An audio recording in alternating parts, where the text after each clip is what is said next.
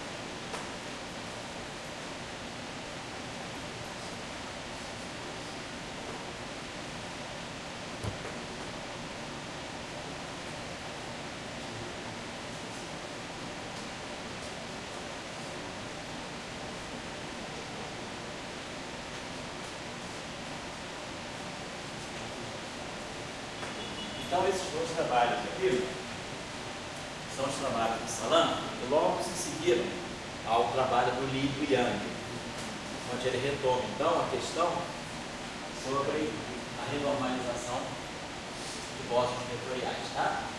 Teoria de bósons vetoriais carregados. Eu tenho o paper 1 e o paper 2, esse aqui foi de 63, a Physical Review, antes do sessionamento, né? E depois ficou a seção B, quando o Physical Review entrou, passou a ter seção A, B, agora já tem até a seção E, né? A, B, C, D, E. Então aqui publicou esse trabalho também, que era de campos e partidos. Então, essas são as duas referências do Salam para a complementação desse trabalho do Li e do Yang, tá bom? Agora, oi? Aí depois a referência do Ayman, que é a referência também fundamental. Então essa aqui é a questão da renormalização. Aí não, aqui não. Era dentro da linha do Li, né? Ainda discutindo a renormalizabilidade, a função daquele termo longitudinal que foi introduzido, a mesma discussão, renormalizabilidade e unitariedade. Então esses são os trabalhos. Depois, para discutir a questão do comportamento compatível com a unitariedade, das amplitudes de espalhamento altas emitidas, né? Então, aí vem a outra linha de trabalho, que também é um critério importante de uma teoria de campo, né?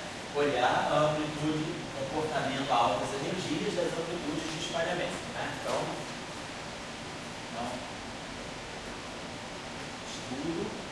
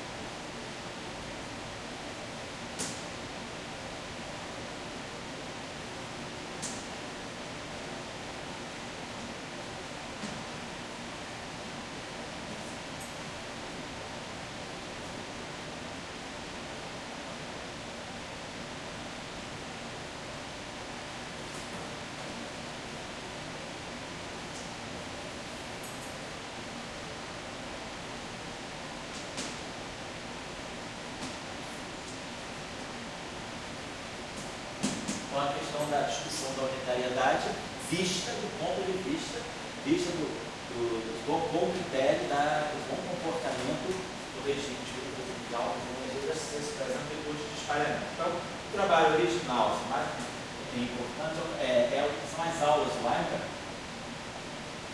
Eu acho que esse vocês têm aqui na biblioteca. Lectures.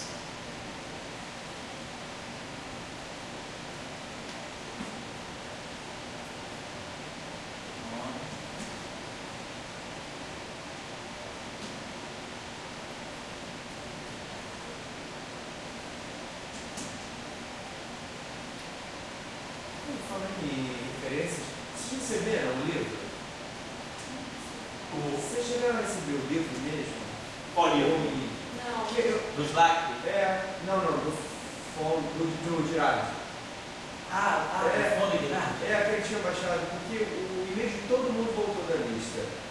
Entendeu? Mas eu acho que o pessoal recebeu depois. Mas depois eu mandei o link para onde está o livro. Isso. Vocês receberam. Foi super fácil, né, professor? Então tá, a gente passou lá pelo link. É só clicar em download ali. É o Fundo Girardi. É, Fundo Girardi. É Girardi ou Girardi? Girardi. Eu mandei para o pessoal, se você quiser, tchau, estou indo lá comigo. Você já pegou primeiro? Pegou? Por aí.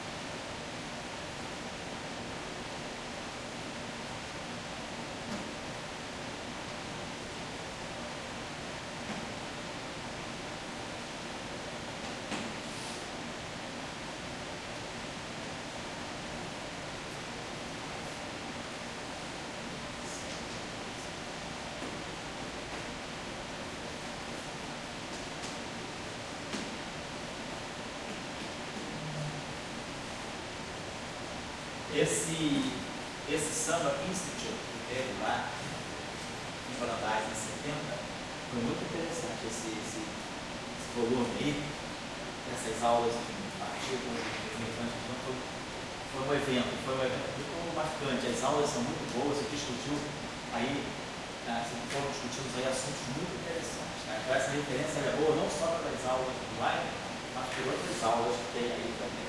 E depois essa questão foi retomada em seguida, ainda nessa direção do estudo da unitariedade e do comportamento das amplitudes. Aí, nessa linha que eu vou dar aqui, já se discute a questão da unitariedade em conexão com a quebra espontânea de simetria. Então, os trabalhos agora são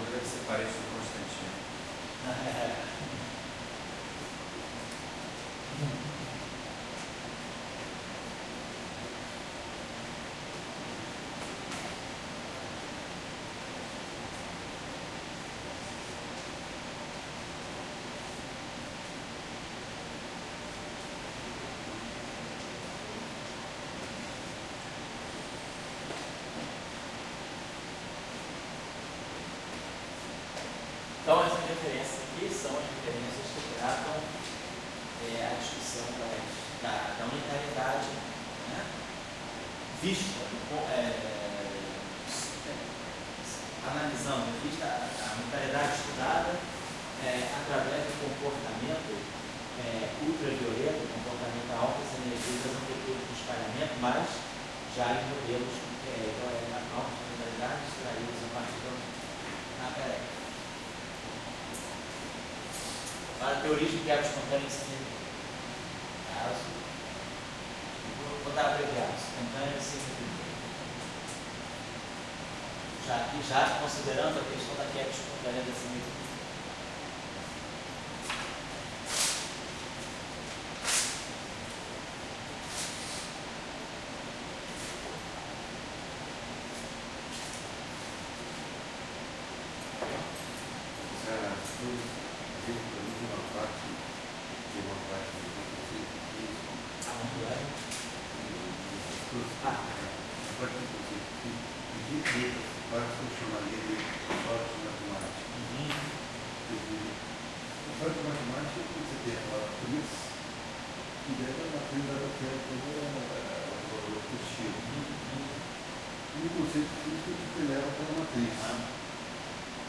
Mas nem sempre o teu sorteador é bonito. Mas às vezes é muito bom, o filho simples.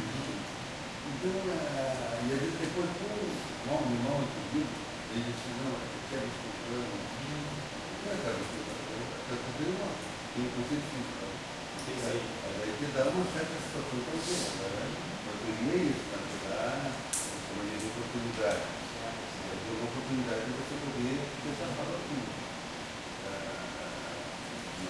Então, esse dado é um dado importante. Então, sempre que a gente estiver estudando uma teoria quântica de campos, que a gente tem amostras vetoriais massivos, né, sobretudo no caso não abeliano, a gente tem que ter certeza se esses limites aí são satisfeitos. Mas a gente já não testa mais, porque os modelos que são considerados já foram mostrados satisfazerem, porque são modelos que quebram espontânea simetria. Então, a gente sabe que satisfaz. Mas se a gente estiver propondo algum tipo de modelo novo, que a gente tenha, por acaso, a gente vai construir uma grande âmbito, que é campos vetoriais ou campos tensoriais massivos, a gente tem que ter certeza que a gente tem que extrair algum tipo de vínculo dos parâmetros para poder respeitar a unitariedade. Então, o estudo da unitariedade ele vai em duas frentes. Ele vai na frente mais simples, como a gente faz aqui, que é olhando o propagador, vendo os resíduos dos propagadores dos polos e estudando a positividade da matriz de resíduos dos propagadores dos polos.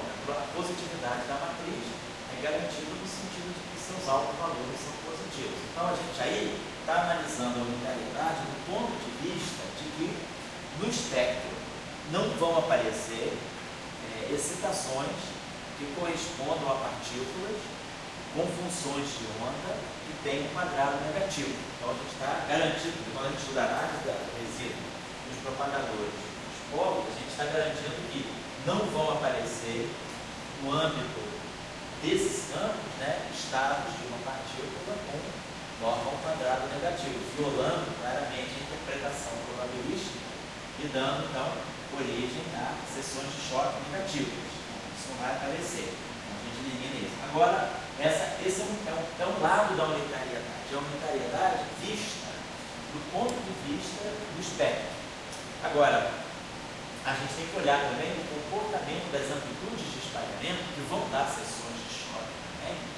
E essas amplitudes de espalhamento têm que ter um comportamento ultravioleta, um comportamento de altas energias, que satisfaça certos requisitos para que nós não tenhamos seções de choque que cresçam indefinidamente com a energia.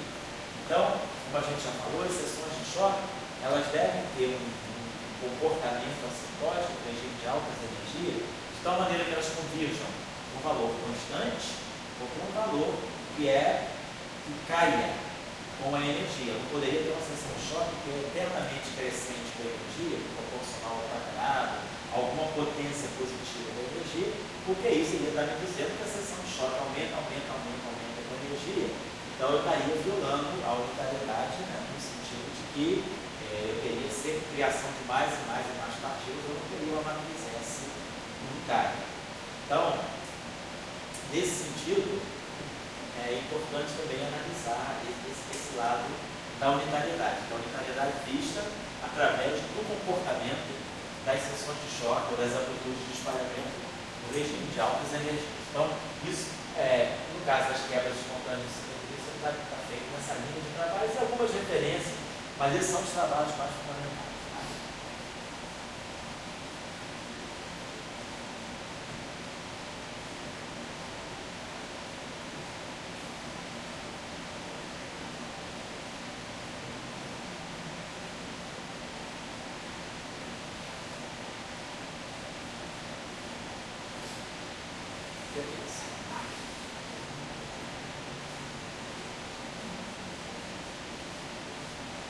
E aí a gente já chamou a atenção nesse curso, e no outro curso também de Build, é que quando a gente estiver lidando com uma teoria que a gente está estudando, e a gente verificar que a unitariedade está sendo violada, a violação de unitariedade é sempre um sinal muito importante de que talvez essa teoria precise vir a ser completada com algum outro conjunto de artigos. Essa teoria ela não deve ser inteira, ela não deve ser completa se há uma quebra de unitariedade. Sempre que a gente tiver uma teoria que a gente percebe que essa teoria está desrespeitando a unitariedade, isso deve estar indicando que eu não devo estar percebendo toda a teoria, ela deve estar truncada. Podem estar faltando módulos, como a gente já mostrou em algumas aulas. Se a matriz S não é unitária, pode ser que eu não esteja somando sobre todos os estados, eu não tenha um retrato de todos os estados que aquele sistema físico pode ter, ou então, se aparecerem esses estados com norma negativa, isso também pode estar indicando que, às vezes, estados que tenham norma negativa, eles podem ter o seu efeito no espectro cancelado por outros estados, que eu não estou considerando também. Então, a violação, a quebra de unitariedade, ela é sempre bom a gente perceber que a quebra da unitariedade ela pode estar dizendo para nós que aquela teoria é incompleta. Que deve ter, então, uma teoria mais completa a partir dela. E essa sinalização a gente vai tentar completar essa teoria de alguma forma. Então, a unitariedade, ela acende uma lâmpadazinha de alerta para que algum perigo está iminente. Então, esse perigo iminente pode ser através da existência de estados de norma negativa, violação da seção de bounds de unitariedade da seção de choque. Então, a violação da unitariedade é sempre uma constatação de que aquela teoria, ou ela está errada, ou então ela é parte de uma teoria mais completa que eu ainda não consegui achar. Então, eu preciso completar essa teoria para que a teoria completa seja unitária. Então, essa é a condição. Foi o que aconteceu um pouco no modelo padrão. A física de interações fracas ela se desenvolveu exatamente nessa direção. Quando Enrico Fermi propôs a teoria de interações fracas através da interação de contato entre quatro ferros, ele não tinha ideia de que pudesse haver bósons vetoriais intermediários, isso na década de 30. Depois se começou a perceber que poderia haver, com as teorias de Young-Mills, poderia haver um processo de troca que não estava sendo considerado na teoria de Fermi. E aí entrou a discussão dos bósons vetoriais intermediários. Então, a teoria original das interações fracas é a formulação Fermi, mas ela era não unitária. Então, a ideia, ela não unitária por quê? Porque podem estar faltando partículas físicas aí. E aí, se compreendeu posteriormente que essas partículas físicas pudessem ser os W e os Z. E aí a teoria foi sendo completada até que chegou a formulação de Salant-Schweiner. Então a quebra de unitariedade ela pode ser também um indicador de como eu devo corrigir, devo completar minha teoria para chegar a uma teoria fundamental. Certo? Esse é um recado importante.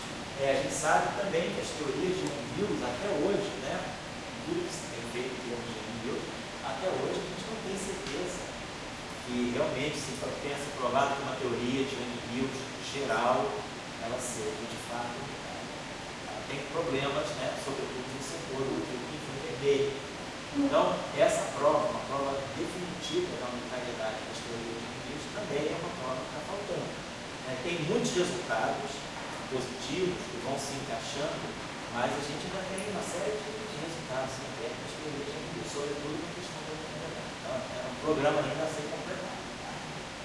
Bom, para finalizar aqui os assuntos do nosso curso, vamos lembrar da discussão que nós tivemos em aulas anteriores, né? A gente normalizou as diferentes QEDs, discutiu aí por algumas aulas dessa QED de spin 1, né? de portadores carregados com spin 1. Então, um conceito que a gente elaborou bastante no nosso curso foi o conceito de renormalização, né? Então, o processo de regularização, através de nós adotamos a regularização dimensional e a renormalização, que a gente sempre adotou aquele ponto de vista. A gente começa com o lagrangiano, vai acrescentando os contratermos, vai juntando todo o lagrangiano com os contratermos para formar aquilo que a gente chama da versão zero, a versão nula da teoria.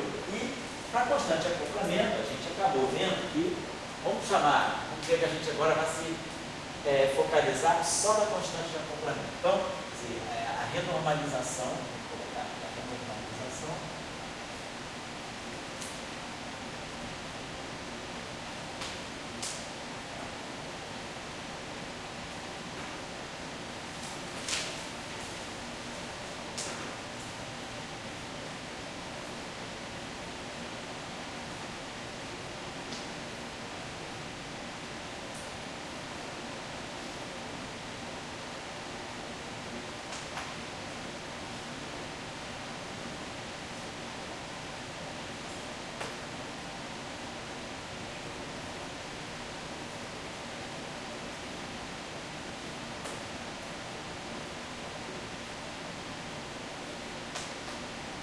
O conceito importante que vai surgir é o conceito de running capital constant, né? Constante de acoplamento de core. Né?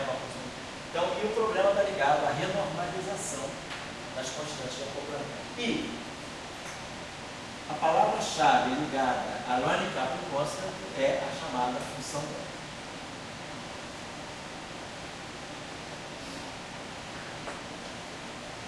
Então, nas teorias que tem renormalização de constante de acoplamento, aparece sempre uma função delta. Nós vimos também, né, que o processo, no nosso esquema de regularização dimensional, nós vimos que o processo de renormalização, a gente fez renormalização, para nós o esquema de renormalização adotado foi normalização via regularização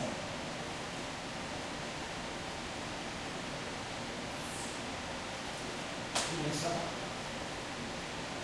Então a gente fez regularização dimensional para separar os infinitos e para renormalizar. Com a regularização dimensional, nós introduzimos dois elementos. Né? Nós introduzimos o epsilon, que é a mudança de dimensão, que é o parâmetro que faz, né, a mudança de dimensão,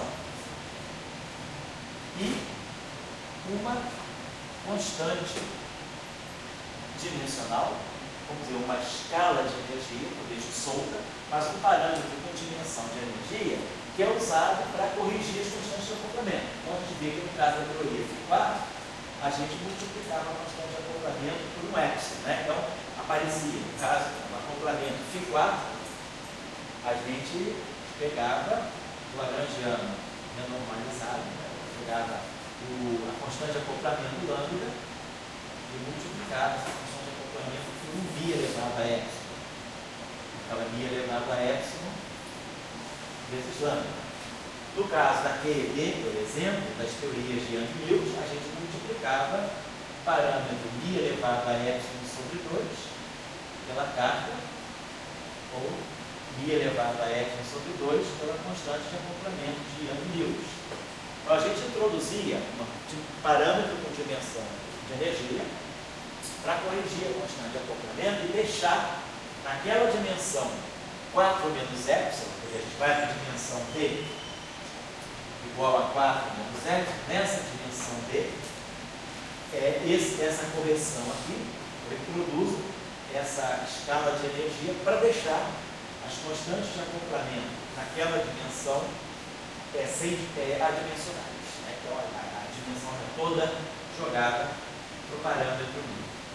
E aí a gente chegava, o que a gente fazia para renormalizar uma constante de acoplamento? Então, uma constante de acoplamento, só para a gente relembrar, ela está sempre no vértice. A constante de acoplamento ela está ligada a multiplica, certo? No vértice de interação.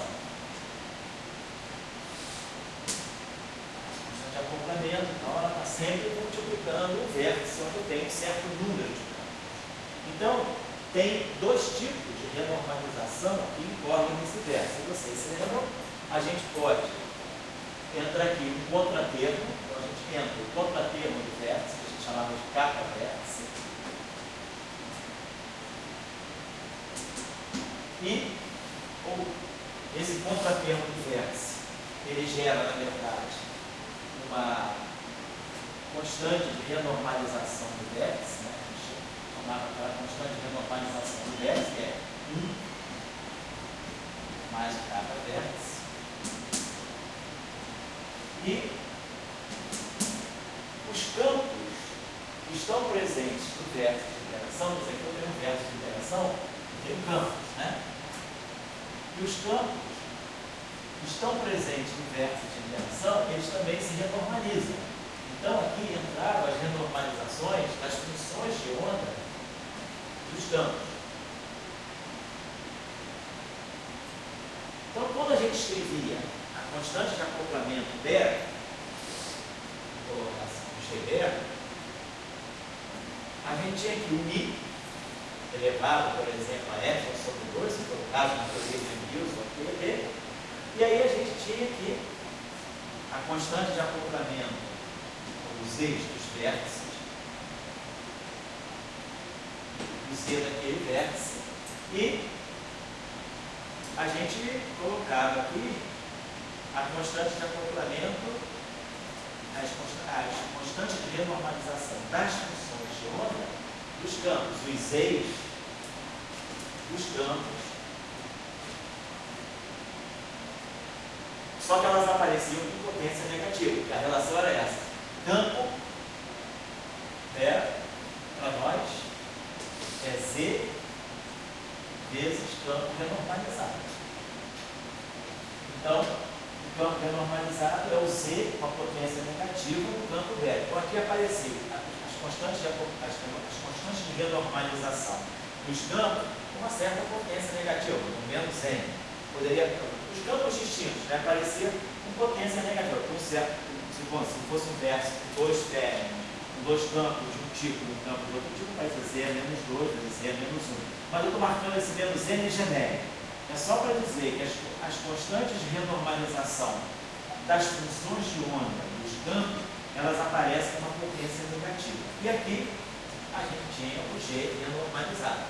Então, tudo isso junto aqui é que nós chamamos de constante de renormalização da constante de acoplamento. Então, para renormalizar a constante de acoplamento, incorrem dois tipos de renormalização.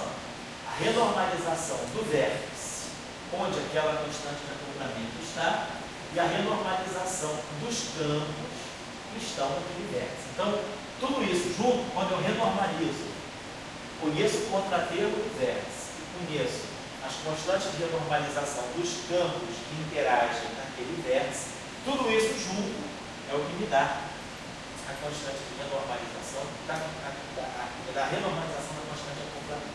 Então, a renormalização da constante de acoplamento, ela mistura tudo.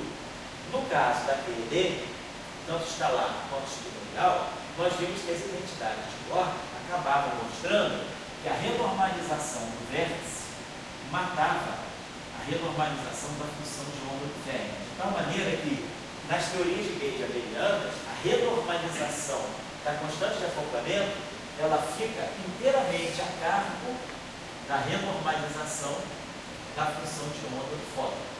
Então, o gráfico de alta energia do fóton é esse tipo de diagrama aqui. Não só ele renormaliza a função de onda do fóton, como ele, no fundo, está dando a renormalização da carga. Então, no caso, isso via identidade de ordem por causa da simetria de Gauge. Mas se não houver simetria de Gauge, como é o caso da teoria Φ4, por exemplo, esse cara fica, e esses caras ficam, ninguém se cancela com ninguém. Então a renormalização da constante de acoplamento é uma junção de tudo.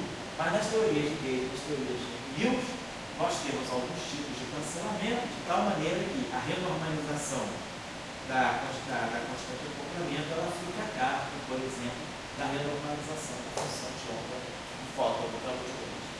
Então, só para lembrar isso. Então, a estrutura de renormalização de uma constante de acoplamento, ela vai ter sempre essa cara.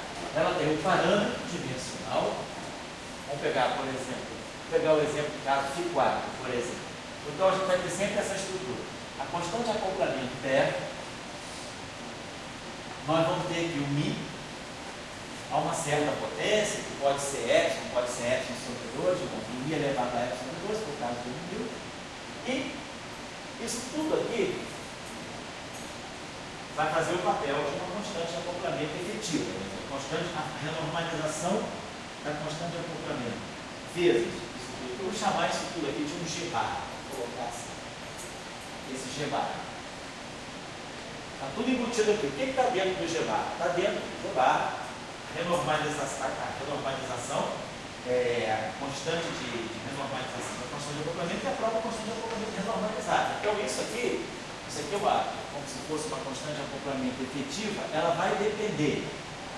Como eu expando Z, quando a gente calcula Z, a gente calcula em potências da constante de acoplamento, esse objeto aqui depende da constante de acoplamento renormalizada. E depende também do epsilon que está aqui dentro. Isso aqui é uma série com potências de 1 sobre epsilon, porque essas constantes de renormalização, elas absorvem os infinitos que vêm sob a forma de polos do parâmetro de expansão dimensional, um epsilonzinho. Então, esse objeto aqui depende de epsilon. Então, basicamente, vamos colocar de outra coisa. Isso aqui. E nessa expansão aqui, a gente está fazendo uma expansão das constantes de acoplamento. Cada constante de acoplamento foi atingida por um μ. Então, na verdade, a gente sabe, a constante de acoplamento renormalizada é a função do μ. E aqui o epsilon. A gente tem mais ou menos essa estrutura. É o que sai daqui. Quer dizer, esse produto vezes isso, eu posso escrever como parâmetro dimensional. E aqui dentro, o que está embutido aqui é a renormalização da constante de acoplamento Z e a própria constante de acoplamento renormalizada. Então, o μ está embutido aqui dentro também desse cara. Então, essa constante de acoplamento renormalizada, ela depende do μ e esse G depende do epsilon, porque o epsilon é o parâmetro que no final de tudo eu vou fazer tender a zero, ele está embutido aqui dentro. É uma série infinita, ela tem 1 sobre epsilon. Beleza. Então, essa é a estrutura da renormalização de uma constante de acoplamento em termos desse parâmetro μ que funciona. Agora, uma dessas variáveis aí tem caráter experimental. Sim, tem caráter experimental para nós ser a constante de acoplamento renormalizada e como está em função da escala de energia. Isso que é a grandeza física que a gente está tendo. Porque a renormalizada tem a constante de acoplamento físico. Isso. Eu sou ligado à física. Não sei só física. Não, pensa o seguinte. O que significa uma constante de acoplamento? Significa que é relacionado a uma certa partícula, a um certo campo. É aquilo que vai medir o quanto a tua partícula ela se acopla com as demais partículas. Então, essa ideia que a gente tem de uma constante de acoplamento fixa é uma ideia meio newtoniana, porque, na verdade, se você aumenta a energia, você joga mais e mais energia no teu sistema, você está dando mais capacidade às tuas partículas de prova de penetrarem, de estudarem o sistema cada vez mais microscopicamente. Então, nós vamos imaginar o seguinte: se você inspeciona um próton, jogando sobre ele um elétron baixamente energético, o elétron, ele, com baixa energia, ele não vai penetrar, ele não vai entrar muito no core, né, do próprio. Se você bota muita energia, ele vai penetrar muito mais. Então a gente pode imaginar o que é a constante de acoplamento. A constante de acoplamento é o que mede a intensidade de uma certa interação. Então, se eu tenho muita energia, ou se eu tenho pouca energia, eu posso estar interagindo mais ou menos. Se eu dou muita energia no meu elétron vai ter muita chance, por exemplo, de começar a trocar física com partículas que podem estar adormecidas, por exemplo, o Z0, o W+, o W-. Se eu deixar o elétron sempre na faixa do MEV, ele não vai ver o lado de interação fraca dele, ele vai ficar só no lado eletromagnético dele. Mas se eu começar a jogar energia muito alta em cima do meu elétron, eu estou dando muito momento a ele começa a interagir com a matéria e ele pode começar a despertar alguns monstros adormecidos, como o W+, como o Z0, como o próprio toque. Ele pode excitar certos objetos ou dar a ele muita energia. Então, nessa direção, se o elétron, se esse objeto tem muita energia, ele vai poder interagir mais. E aí ele vai poder se acoplar mais um pouco menos, dependendo do tipo de interação. Então, eu acho que é natural que a constante de acoplamento que corre, essa chamada constante de acoplamento urânio, que ela depende da escala de energia. Então, se eu medir, hoje a gente sabe, se a gente mede a constante de estrutura fina na faixa de 1 MeV, a gente obtém o valor 1/137, blá blá blá, o valor convencional que a gente estuda aí na mecânica quântica, no átomo de hidrogênio. A gente obtém, vamos dizer, a constante de estrutura fina na escala atômica. Mas, como por exemplo o LEP, que agora com LHC, se eu quiser medir a constante de estrutura fina, se eu quiser medir as interações, por exemplo, do elétron, numa faixa de energia de 100 GeV, que é a faixa eletrofrágil, o valor medido já não é mais 1/137, é 1/128. Então, corrigindo um valor maior. Então, a constante de acoplamento, ela começa a mudar à medida que, se eu medir a constante de acoplamento em energia muito baixa ou em energia muito alta, eu não devo encontrar o mesmo valor, porque a constante de acoplamento não é algo morto, ela não é algo fixo. Ela é algo que está medindo o quanto o teu objeto interage. Então, se você dá muita energia ao teu objeto, ao elétron, ele deixa de ter interação só eletromagnética. Então, eu posso ter elétron emitindo W+, ou emitindo W-, eu posso ter elétron trocando Z0. Se existir o Higgs, eu posso ter elétron trocando Higgs. Então, a gente começa a ter interações que antes não estavam presentes se eu tiver baixas energias. Então, a constante de acoplamento renormalizada, que é essa constante de acoplamento que depende da escala de energia, essa seria uma constante de acoplamento física. O que a gente está medindo, na verdade, é essa constante de acoplamento numa certa escala de energia. Então, a constante de estrutura fina, o alfa, né? Então, se a gente mede o alfa na faixa de MeV, eu estou encontrando um valor convencional de 1/137. Mas, se nós medirmos esse alfa na faixa de energia, que é a massa do Z0, na faixa de 90 GeV, eu já vou estar encontrando um valor que é de 1/128. Então, a constante aumentou a energia, a constante de acoplamento também aumentou. Então, eu estou aumentando a constante de acoplamento alfa à medida que eu estou crescendo a energia. Por quê? Porque se eu agora estou querendo medir quanto o elétron interage, ele vai começar a trocar outras partículas que não suportam, não vai interagir só eletromagneticamente. Então, acho que a gente tem que imaginar que numa teoria, a visão que a gente tem hoje é que com o estudo da renormalização, quer dizer, com a ideia de renormalização tendo sido incorporada pelo diagnóstico de campos, né, é que os parâmetros eles não são estáticos, os parâmetros mudam, né, os parâmetros vão adquirindo valores que modificam à medida que eu mexo no escala de energia. Eu não diria que é perda de universalidade. Eu acho que a universalidade está numa teoria fundamental que gerou isso. O importante não é o valor do parâmetro, mas é que exista um parâmetro só. Quer dizer, a universalidade está no princípio de Gauge, por exemplo, né?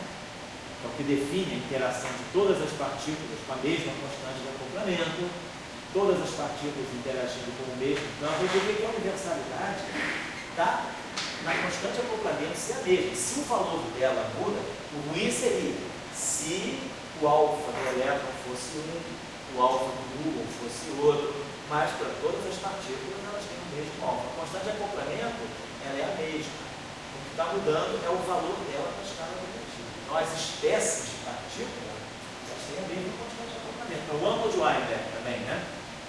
Que é a constante de acoplamento das interações fracas, né? O valor experimental que a gente tem hoje é por seno ao quadrado de θw.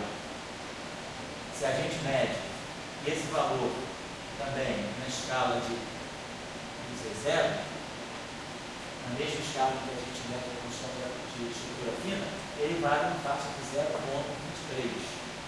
Então, esse valor aqui também, quer dizer, a constante de acoplamento fraco, o ângulo de Weinberg, ele também é medido, se ele for medido nessa escala, ele tem esse valor. Então, se eu aumentar a escala de energia, pelo que a gente conhece das interações fracas, ele parece diminuir, diferentemente da constante da constante da eletrodinâmica, que aumenta quando a energia aumenta. Vamos entender isso daqui a pouco pelo sinal da função beta. A função beta é que vai ser usada, o papel da função beta, quando a gente estuda, é ela que vai dizer para nós qual é o comportamento da constante de acoplamento com a energia. Então, se estuda muito, se fala muito da função beta, porque é o dispositivo que a gente tem para entender o andamento, né, o comportamento das constantes de acoplamento com a escala de energia. Então, eu diria, Dória, que é uma questão assim, de ponto de vista. Eu não diria que a universalidade foi quebrada, porque tem uma constante de acoplamento só. A única noção que a gente está tendo é que talvez a quebra assim, um pouquinho de princípio é que as constantes, né, não são objetos estáticos. Eu acho que é uma comparação dessa forma. Pega o dólar. O dólar se valoriza, se desvaloriza, tem um grande capital em dólar. Exatamente. Agora, o que faz esse fazer? É toda uma conjuntura. É a interação, é a troca, o comércio, junto com as crises econômicas, as crises políticas, né? Então eu acho que é a interação, é a dinâmica. Eu acho que a palavra pessoal da conjuntura, elas caem bem aí no dólar. Mas a gente é sempre o feminismo da vida, parece que a palavra conjuntura não. E aqui tem uma conjuntura para. Vai trazer essa conjuntura do número de campos envolvidos, a multiplicação, etc. Mas o fato é que você tem um grande capital em dólar para carga elétrica. A carga elétrica se valoriza, você valoriza. Isso não é uma coisa trivial. Quer dizer, a ideia, as equações podem ser simples, mas a ideia não é trivial, porque ela rompe um pouco com essa ideia que a gente traz, assim, na mecânica quântica, né? Das constantes, as constantes fundamentais da natureza. Então, a gente fala, a carga do elétron, 1,6 vezes 10 a menos 19. Isso é uma constante fundamental da natureza. Sim, é uma constante fundamental da natureza. Mas ser constante não significa ser estático. Ser constante significa que essa constante foi medida dentro de certas circunstâncias. Se eu for medir essa constante a 1 MeV ou a 120 GeV, eu posso encontrar valores distintos. Vamos até imaginar o que é uma partícula. Né? A gente até hoje está tentando entender o significado da carga elétrica. O que é uma partícula? Partícula, na verdade, dentro do ponto de vista da teoria de campos, uma partícula já não é mais uma partícula, é um campo, ela se desmaterializou. Ela é um campo que está razoavelmente concentrado em torno daquilo que nós na física clássica imaginamos ser a partícula multiforme, aquele contínuo que é o elétron. Na nossa visão, né, de elétron é um contínuo de carga. Na visão da teoria quântica de campos é um campinho aglomerado de linhas se distribui mais centradamente em torno da posição onde o elétron está. Mas aquele objeto foi desmaterializado sob a forma de um campo.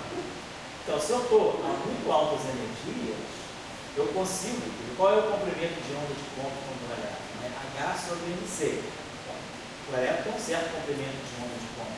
Se eu estou a energias muito baixas, momentos muito pequenos, eu vou estar com um comprimento de onda grande, eu não vou ver o detalhe desse elétron. Mas se eu tenho uma energia muito alta, ou seja, eu consigo ir a distâncias muito pequenas, eu começo a penetrar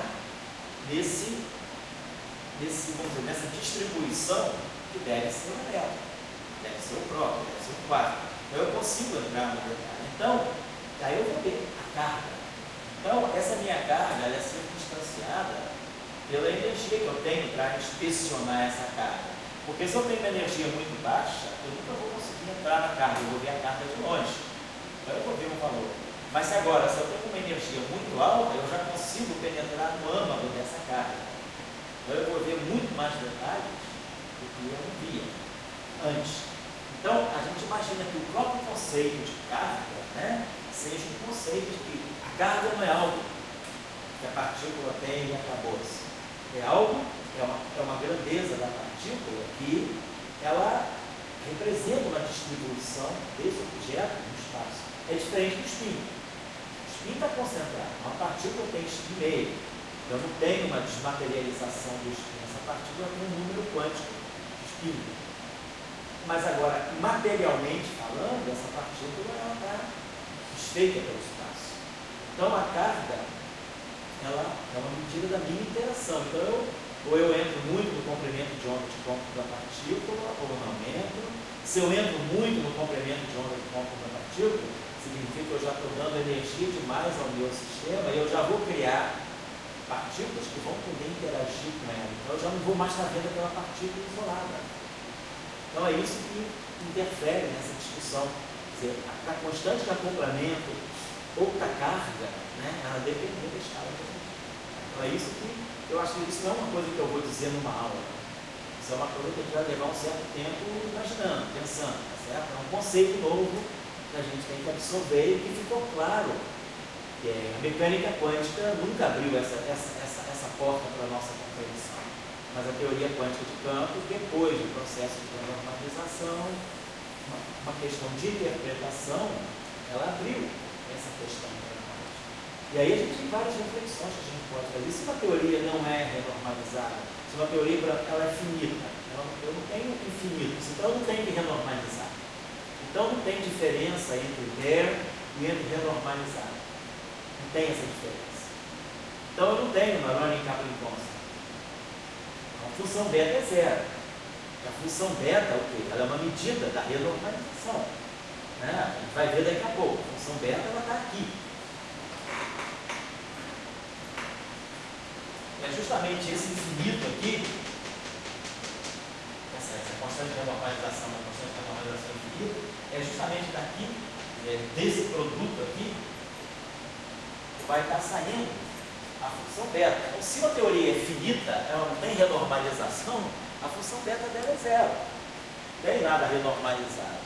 E aí me pergunta, se não tem running coupling constant, uma teoria finita, então como é que fica essa discussão de eu medir mais ou menos a interação de acordo com a escala de energia? Então, na verdade, o que seria uma teoria quântica de campos finita se ela tem função beta zero? Então, por exemplo, numa teoria quântica de campos finita, com função beta zero, eu não tenho liberdade assintôtica.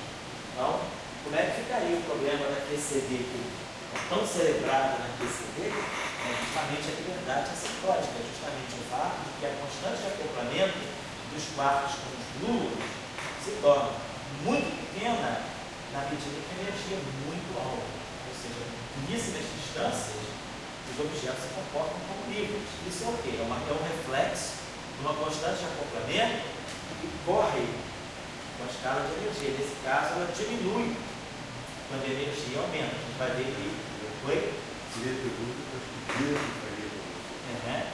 Se eu queria que tivesse tudo mais energia, tudo bem. Eu estou pensando seu discurso é todo em cima da teoria finita ou infinita.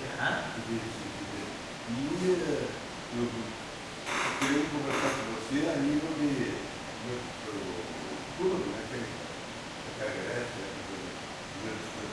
a nível do Coulomb, isso é a teoria infinita, né? Está vendo duas cargas lá, agindo, que tem uma força, e daí aquela forma, para botar ali, vai tirar agora a força, aquela forma, tanto que o tira quanto o Coulomb, é muito louca. É muito louco.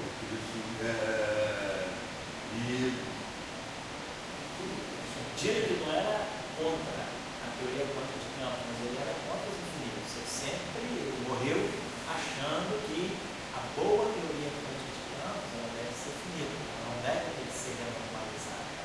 Então essa era a discussão. Ele morreu em 84. O discurso.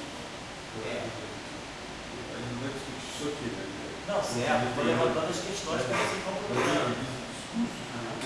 Mas todo da velha para o povo, se tornam oficiais nessa época, mas que, digamos, a pessoa poderia dizer, sabe, todo esse discurso tem uma teoria infinita.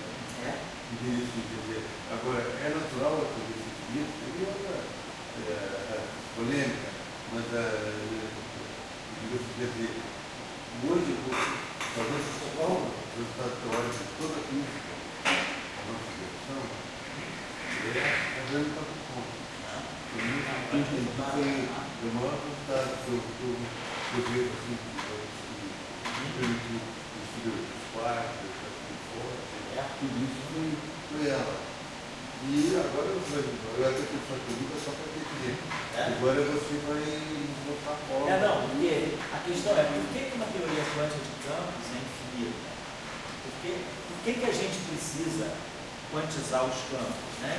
E aí, quando a gente quantiza os campos, a gente se debate com esse problema do infinito. Se a gente for olhar lá na origem, nas nossas aulas lá no primeiro semestre, quando a gente falou ainda da formulação canônica, e aí a gente estabelecia as relações de comunicação canônica, né? Tempos iguais, e via aquele comutador ali estava dando uma grandeza que era altamente divergente, ele dá uma função dela para tirar, coisa divergente que a gente olha, né? O propagador é algo completamente divergente. Ontem, por exemplo, no curso de eletromagnetismo, ontem a gente botou, por exemplo, a função de Green, né, no campo lá, e a gente vê que a estrutura de singularidade da função de Green está no ponto de luz, no caso massivo está no interior do ponto de luz, tem singularidades muito violentas, né? Para pequenas distâncias. Isso é um processo, é um problema intrínseco do campo quântico.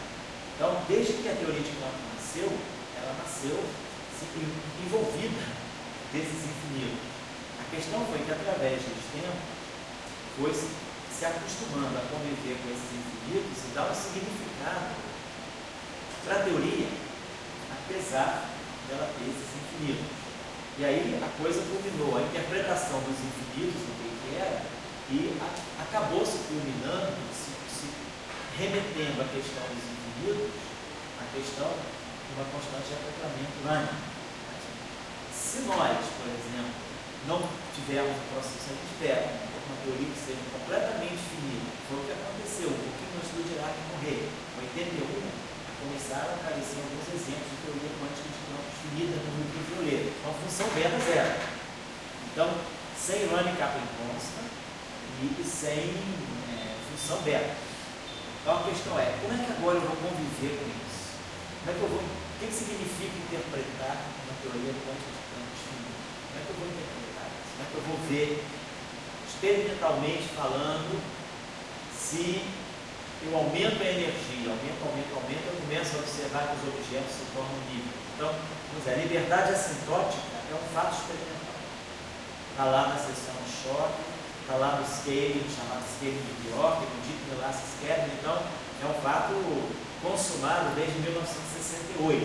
Tem 44 anos de certeza de que nós temos a liberdade assintótica. Numa teoria finita, está tudo parado. Tudo estático. A constante de acoplamento não se mexe. Então, Eu poderia dizer, tá bom, então ela é pequenininha, mas aí se eu mudar a energia, a constante de corrente fica menor ainda. Então, eu não tenho nenhuma liberdade de mexer na constante de acoplamento. Então, como é que nós vamos interpretar uma teoria finita? Essa é uma questão. Tenta se resolver de alguns modos. Para o Dirac, ele achava que uma teoria finita, uma teoria verdadeiramente fundamental, tem que ser finita. Então, o que significa uma teoria verdadeiramente fundamental e que física eu posso fazer com uma teoria verdadeiramente fundamental? Então, a pergunta é, talvez esses infinitos, eles possam estar indicando que eu já não estou mais lidando com a teoria verdadeiramente fundamental. Eu estou pegando uma teoria de uma série... O infinito, sempre que a gente está colocando essa questão, a quebra de unitariedade, o infinito que está aparecendo pode ser falta de grau de liberdade da minha teoria. A gente sabe que se uma teoria tiver grau de liberdade, a supersimetria ensinou isso para nós. Numa teoria supersimétrica, a gente começa a entender exatamente como é que é o mecanismo de funcionamento dos infinitos. Natural, nada imposto à mão. São graus de liberdade. A teoria tem graus de liberdade suficiente e a gente começa a ver que alguns graus de liberdade cancelam outros graus de liberdade e a teoria vai ficando mais finita. Então a gente começa a perceber que a introdução de mais graus de liberdade, com mais simetrias, claro, é preciso também trazer mais simetrias, a teoria vai ficando mais e mais bem comportada, mais e mais finita. Então, começa a perceber que talvez o aparecimento desses infinitos seja porque a gente quebrou essa teoria, a gente já está pegando uma teoria que já foi truncada. Por isso que os infinitos estão aparecendo. Mas se essa teoria simplesmente infinita for parte de uma marcha completa, pode ser que essa marcha completa seja mais finita, seja melhor comportada. Essa é a visão, então, que Dirac perseguia, queria uma teoria infinita. Então, quando o pessoal conseguiu construir esses exemplos de supersimetria aí com a quarta finita, foi o primeiro caminho em relação à finitude do ultravioleta. Agora, a questão é como interpretar isso? Que física eu posso extrair a partir daí? Então, essa discussão prossegue, a discussão não está resolvida. A gente aprendeu a conviver com os infinitos no processo de renormalização, no processo de busca de constante acoplamento unânime, porque foi uma forma de a gente dar sentido a esse infinito. Mas nesse meio caminho, na década de 90, mesmo, no livro do Eimer, quem estuda o livro do Eimer pode ver, no livro do Eimer ele já discute a questão de que você possa trabalhar também com teorias não normalizáveis, teorias que você não consiga cancelar os infinitos, você consegue dar um sentido a isso também. Então, a nossa questão aí é um pouco a gente saber dar sentido a uma teoria quântica de campo. Se ela é renormalizável ou não, o que isso está me dizendo? Se ela é unitária ou não, o que isso está me dizendo? A quebra da unitariedade nós já discutimos em muitas situações. Ela pode estar indicando que tem coisas que estão faltando, que eu preciso introduzir. Com a renormalizabilidade, a mesma coisa. Então, quando a gente chega nesse conceito de unidade constante, a gente está tentando dar uma interpretação para esses infinitos que a gente não consegue aplicar. Aquela forma ali que você ainda vai aplicar, eu considero ela tão importante quanto a segunda lei de Newton. Sei. Sabe a segunda lei de Newton, foi lá no ônibus, eu vou lá na janela, no sentido que tem alguma lei por aí. E aquela forma ali é muito subjetiva. Sei. Assim, eu nunca consegui assim, pegar. É subjetivo. Mas é que a natureza ela não é feita só por você no ônibus. Você no ônibus é só um detalhe. No ônibus eu sinto isso, mas cara, tem coisa muito mais forte do que o ônibus. Eu vou ficar no ônibus. A vida. Ele está aqui para isso. Não, pois é, entendi. Agora, e o núcleo atômico, né? Então, tudo bem. E se o núcleo atômico é o que é, por que o núcleo atômico, o próprio tem essa coesão, o núcleo atômico tem essa coesão? Talvez não seja o F igual a MA, mas seja essa equação aí. Então, a gente tem que ver o que a gente quer da natureza, né? Quer dizer, a natureza, né? O núcleo atômico é muito mais importante que o ônibus. Então, de repente, No ônibus eu sinto certas coisas, né? Tenho contato com certas experiências mais nesse sentido, né? Mas o meu retorno está lá me dizendo que tem algo mais importante do que é linear. É um pouco essa visão. O que a gente pode tirar daí? Os planos é que a visão do economista. Sei. O economista bota os planos da aplicação dele, você plano, e de repente no final daquela de todo mundo é um oportunismo de uma época. Sei. Então, quer dizer, a física é uma vez. Eles ela tem um compromisso, né? Muito forte. Então, você, depois de uma forma ali que vai ser de minutos, aparece o CF, que é a direito da parte do André, enfim, tudo isso. Não, tá legal, mas a gente tem que interagir. Então, acho que esse conceito. Listemia aparece, todas aquelas variáveis de economia, elas são extremamente subjetivas. E de repente, não, eu tenho uma lei aqui, que é tão importante e é tão importante na física atual, como a segunda lei de Newton. E aí você questão, porque ele está conversando aqui. Não, certo. Estamos discutindo. É importante amadurecer essa ideia. Essa é uma coisa que, vamos dizer assim, não adianta ler no livro. Porque no livro você vai ler a expressão, papapá, você vê a parte mais operacional. Isso é uma coisa que você tem que realmente parar para pensar. Ou viajar para pensar. Pega uma viagem aí. Não leva o livro para ler, não. Leva. Pensa nisso. Vai fazer uma viagem aqui. Rio e New York, né? Em vez de ficar lendo um romance ou vendo um filmezinho ali, ó, tem 11 horas, 10 horas para eu pensar sobre a vida. Para discutir cada uma daquelas variáveis. Mi, Epsilon. Eu faço isso quando eu viajo no Rio Bonito. Não botarei viagem. Eu aproveito para pensar. Então tem 1h30 para ficar pensando dentro da van. Se eu estou com um probleminha assim na cabeça, uma coisa para resolver assim, né? Você tem uma hora para não escrever, só para pensar. Já conhece o caminho, precisa olhar a paisagem nenhuma lá, né? Vai pensando. Isso é uma coisa que você tem que sentar e pensar. Você tem que construir o seu pensamento. Porque no livro você vai ler uma coisa e essa coisa depende muito de autor. Alguns autores abordam a normalização de um jeito, outros autores abordam de outros. Se vocês forem olhar para o livro, as abordagens das funções métricas, tem abordagens muito distintas, tecnicamente. Você vê abordagens mais naturais. É engraçado, cada um é importante você construir a tua concepção, né, de como é que você entende esses problemas, de como é que você viabiliza o cálculo da função beta. Claro que tem procedimentos, mas tem autores que têm um procedimento muito artificial, tem outros que têm um procedimento muito mais físico, muito mais natural, tem autores que têm um procedimento que vai um pouquinho mais para o lado do fundamento, tem outro que vai para o lado mais pragmático.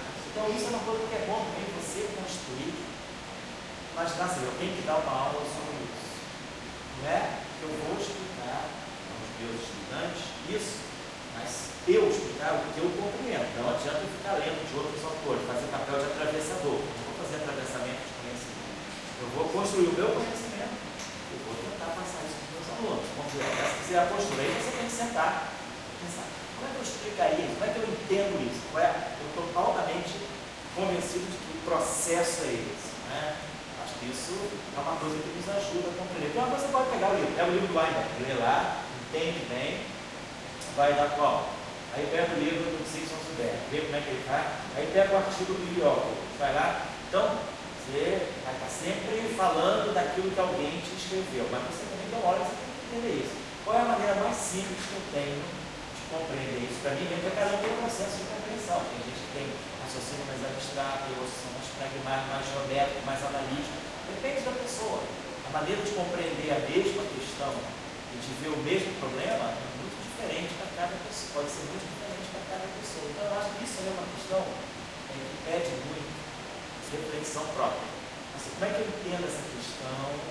Claro, a gente lê daqui, lê dali, de ouve falar, vê em seminário, mas depois você começa a tirar uma média tudo que você ouviu, e você começa também a construir a sua percepção. Acho que isso é importante para todos nós, né? Em um certo momento, né? A gente pode ficar eternamente repetindo tudo que a gente vê por aí fora, porque, de repente, certos autores de livro, tem um livro zoado, mas eu não gosto de livro. Tem jeito que você pode não pode esse livro, cara. Você é obrigado a gostar de tudo, de Machado de Assis, de essa questão? Não. Então, de repente, o cara é super figuraça, escreve um livro bom, você fala, eu não gosto da abordagem desse livro, não é como eu aprenderia, eu não aprendo desse jeito, eu não gostaria de ensinar, mas o livro é muito bom. De repente tem um outro que você fala, mas eu tenho uma empatia. Esse é o caminho que eu seguiria. Eu acho que todos nós aqui, né, como vocês, assim, já tem uma certa vivência física, né, estão construindo um estrado física, é sempre importante tentar construir uma compreensão, porque esses assuntos são muito abstratos e muitas vezes a gente recebe eles via livro, né, que é natural, ou via professor. Então, você já está te dando uma ideia pré-concebida. O cara pode te dar aquilo, mas agora você fala, não, eu vou pegar tudo isso e agora eu vou construir a minha forma de pensar. Então, todo mundo aqui já deu aula um pouquinho, ninguém precisa chegar lá e dar uma aula exatamente resolver um problema como o Halliday resolve, ou como o Jackson resolve. Você pode buscar a tua solução. Então, a maneira de resolver o problema que é completamente diferente da solução que está no Halliday. É a maneira como você entende o problema, como você encaminha a solução e como você acha, assim eu consigo veicular melhor essa ideia. Dessa forma, eu acho que eu consigo transmitir a ideia para um aluno meu. Então, eu acho que esse assunto é um assunto que, se vocês olharem as abordagens do livro, tem cara que diz uma coisa, obviamente, isso, pô, aquilo é óbvio absolutamente para mim, mas é óbvio para ele. Mas eu ainda não consigo nem entender por que é óbvio para ele. Então, quando você fica em cima, martelando em cima daquela frase, ele nunca vai ser óbvio para você, porque a maneira dele ver o problema é diferente. Eu acho que isso pede a reflexão. Eu acho que essa discussão da Arábica nossa, né, é uma coisa que todos nós tentamos sempre entender. Cara, quem criou a teoria quântica de campo? Foi o Dirac. Ele nunca aceitou a universidade.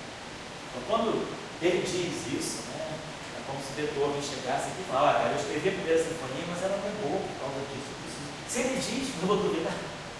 Se ele que é o criador, ele todo mundo Dirac, que fez tudo isso, ele chega e fala, esse é um problema. Eu não consigo aceitar uma teoria que não seja finita. Lembra lá da discussão que teve na festa dos 60 anos do Yang, né, quando o Salão levou a turma, em agosto de 82, disse que estava bombando a teoria N igual a 4, quando saiu no final de 82, ela só se falava em finitude N igual a 4, super Yang. E aí, cara, pô, Salão estava feliz, estava trabalhando nisso, falou, bom, agora eu tenho uma teoria aqui de presente, né, do professor Dirac. Aqui, ó, você não queria uma teoria finita, você não está 40 anos procurando uma teoria finita, aqui tem uma. E o cara vai, mas tem essa teoria, mas ela tem isso, tem aquilo. Então o cara está sempre achando que, isso é um problema, as teorias quânticas de campo. Ele morreu dizendo, não é por aí. Morreu dizendo, não é por aí. Tem algo que está faltando. Não é por aí. Está se fazendo, tudo bem, mas está faltando talvez uma compreensão nossa da matemática, saber o limite físico da matemática. Essa é uma questão que ele deixou muito no final da vida dele. Porque essa questão não é trivial, não é óbvio. Tem coisas mal compreendidas teoricamente, com resultados experimentais, voluntários. Como é o caso da liberdade assimptótica. E para a nossa geração, a gente está conversando aqui, para para nós mesmos, a gente vai conversando, a gente vai compreendendo melhor as coisas, nós mesmos. Né? Tem muitos resultados que a gente perdeu. Para mim, o resultado maior que eu fiz para a gente foi o que você falou do George Scale. Sei. Foi o resultado de 68, nem falado isso. Eu só pude falar do mundo dos quartos se tivesse isso. A gente não ia falar dos quartos. Os quartos iam ficar de uma maneira. Aquela pessoa que como é que se Poveron. Sei, isso. Pouco atrás, A gente acabou gostando, se acostumando tanto dos infinitos, né, que a gente gosta deles, mas a gente sente falta. Se a teoria não tem infinito, se você não renormaliza, você fica até, o que eu vou fazer com uma teoria que é tão certinha? Você passa até a gostar dos caras, né? Então, é um pouco isso. Se a gente não tiver infinito, a gente fica procurando eles de alguma maneira para achar. Então, vai para o setor infravermelho, meu pessoal da web, que vê lá o setor cheio de infinito também. Então, é essa discussão. Eu colocaria a questão desse modo, certo? Eu colocaria coisa assim.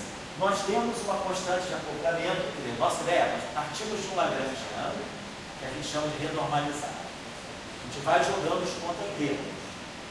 Então, quando a gente está com um lagrangiano renormalizado, a gente precisa introduzir uma escala de massa e a constante de acoplamento ela sempre aparece definida junto com essa escala de massa. E, claro, aparece o parâmetro de regularização. Em algumas formulações não é o X, é o lambda, é o cutoff. Ou em outras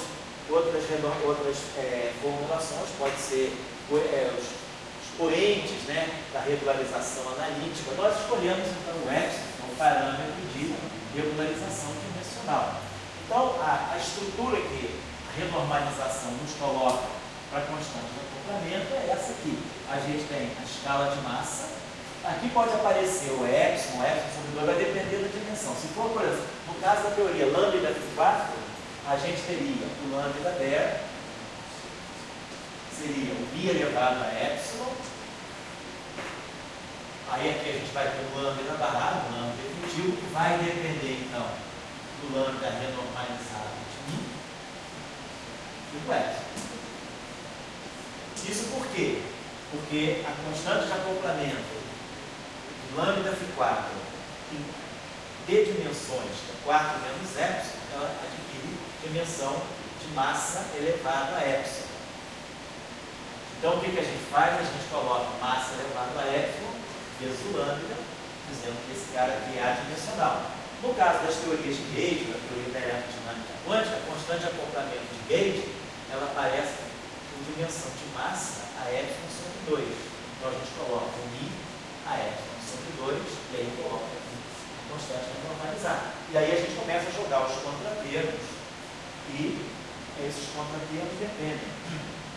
Vão ser calculados perturbativamente nessa constante. Então eu tenho um μ dentro desse integral, que quando a gente calculou as integrais de grupo, a gente gera aqueles μ's. Então o μ está aqui dentro. A gente quando calcula a constante de acoplamento renormalizada, normaliza aquela série ali, o μ ele se introduz na constante de acoplamento renormalizada. Então a estrutura é sempre essa. Isso aqui, o que está embutido aqui, para nós, é a renormalização da constante de acoplamento e o jeito renormalizado. Isso que está aqui. Aqui então eu tenho esse Z depende do GR e depende do epsilon. Então, tudo isso aqui é isso que eu estou dizendo. E agora, a nossa premissa, o nosso ponto de partida para trabalhar com isso é dizer, toda a teoria dela, todo o papel, a renormalização está toda do lado direito e o parâmetro que dá a escala de energia está totalmente tudo embutido aqui. Então, esse G depende do μ, esse μ depende aqui implicitamente do μ, esse μ está aqui. Agora, o que é a teoria dela? A teoria dela é a teoria que não sabe, ela não sabe da renormalização. Eu já joguei todos os efeitos da renormalização aqui.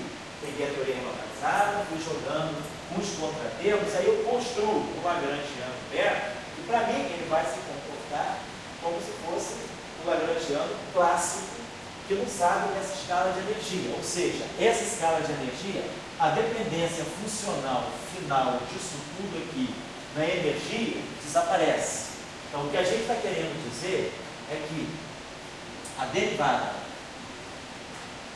total desse GDR em relação ao μ é igual a zero. Claro, esse GDR ele depende do μ explicitamente aqui e depende implicitamente do μ aqui.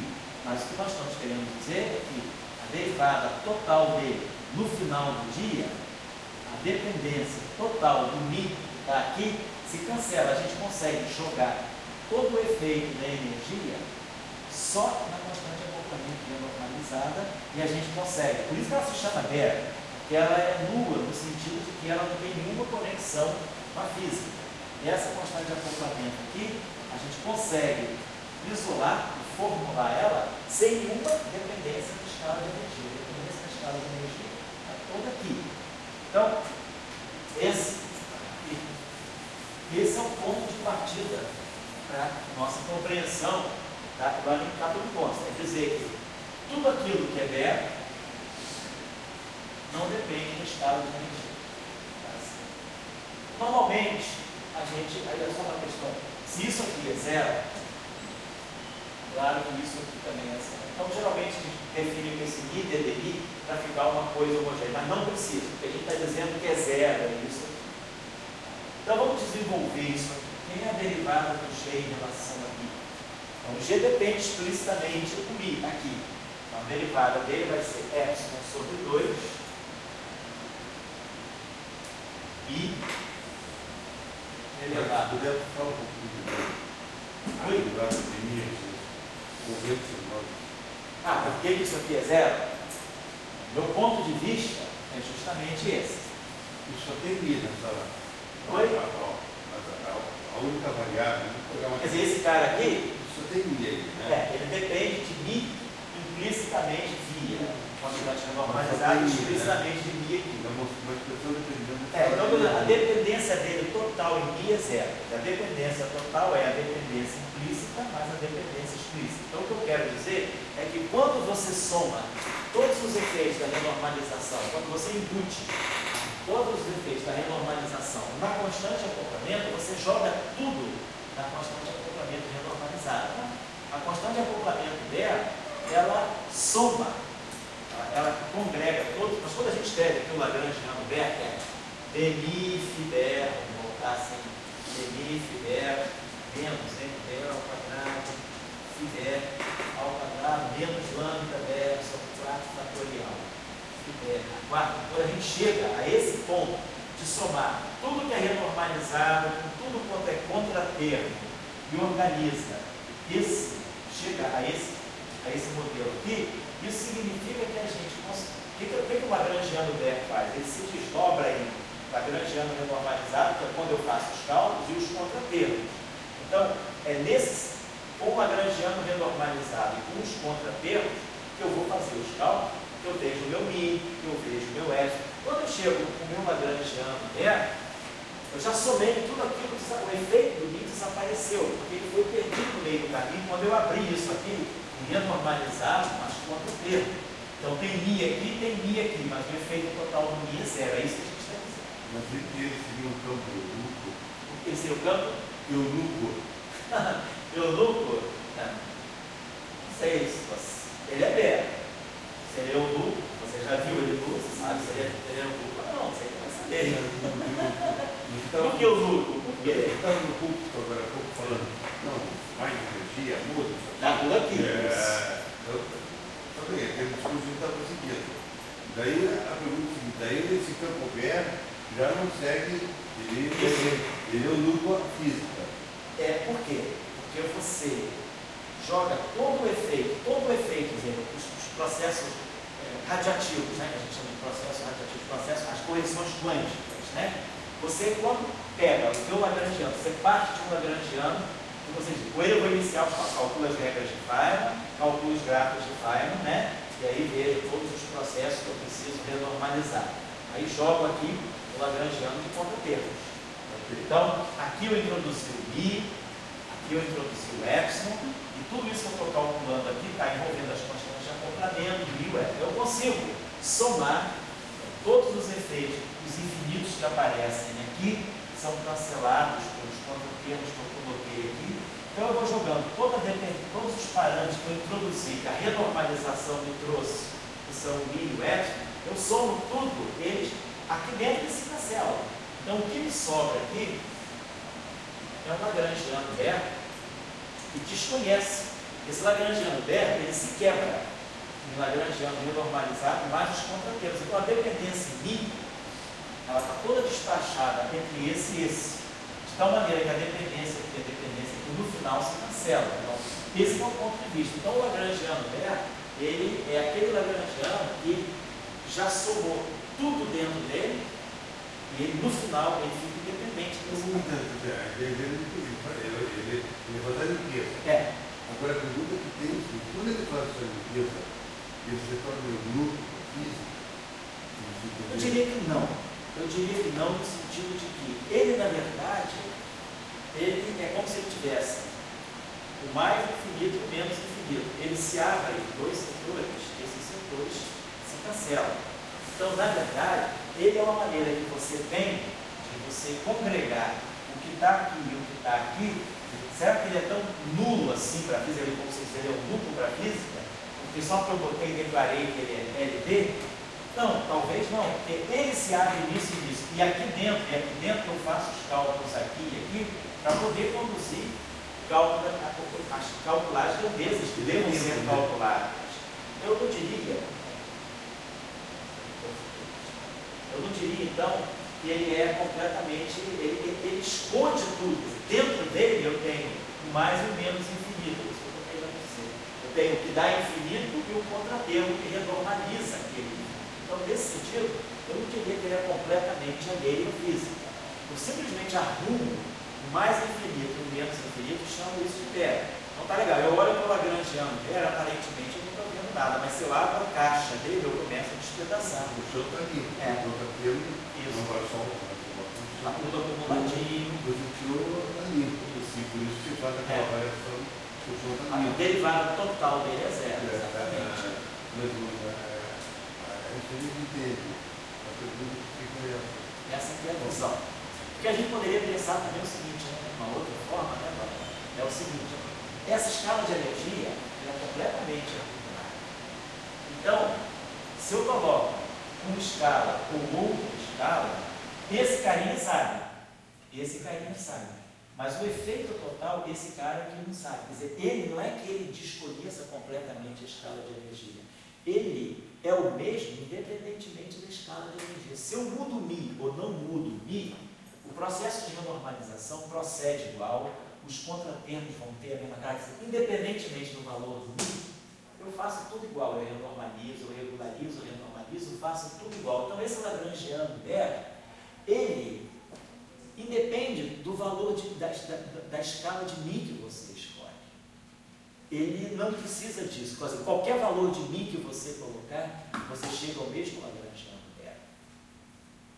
Você pega o Lagrangiano original, mais os contratempos. O Mi está ali dentro. Se você mudar o valor de Mi, você chega ao mesmo Lagrangiano zero. Ou seja, você chega aos mesmos parâmetros zero. Então, quando você faz os contratermos, vai jogando tudo aqui, vai jogando todos os contratermos aqui e renormaliza isso, independente do valor de Mi que você escolhe, você vai dizer que isso aqui sempre é um Geber. Então você vai escolher sempre um Geber e independentemente de Mi vai ter sempre aquela cara. Então você diz, o meu Geber depende do valor do Mi que eu escolho, né? Da escala de energia. Ele vai depender. O Mi, ou Mi', ou Mi duas linhas, vão ao mesmo Geber. Que é a maneira que eu tenho de organizar o Der a partir do renormalizado dos contratermos. Então essa equação aqui, é que ela é muito importante, ela que é a equação definidora do processo de obtenção da lâmina de contratempo. Vamos ver por quê. Vou chegar a essa equação, não vai dar para fazer tudo que eu queria fazer hoje, mas a gente marca um horáriozinho de mais uma horinha e meia, a gente termina essa aula. Eu queria fazer exemplos com você para poder ficar mais concreto. Então ficar muito abstrato assim. Então, se a gente trabalha essa equação, vamos ver só. Então, estou só fazendo esse pedacinho aqui. Só calculando essa derivada. Depois a gente multiplica tudo. Então, epsilon sobre 2, mi elevado a epsilon sobre 2 menos 1, g barrado. Mais mi elevado a epsilon sobre 2. Aí, quando eu for derivar isso aqui em relação a mi, então eu vou derivar g barrado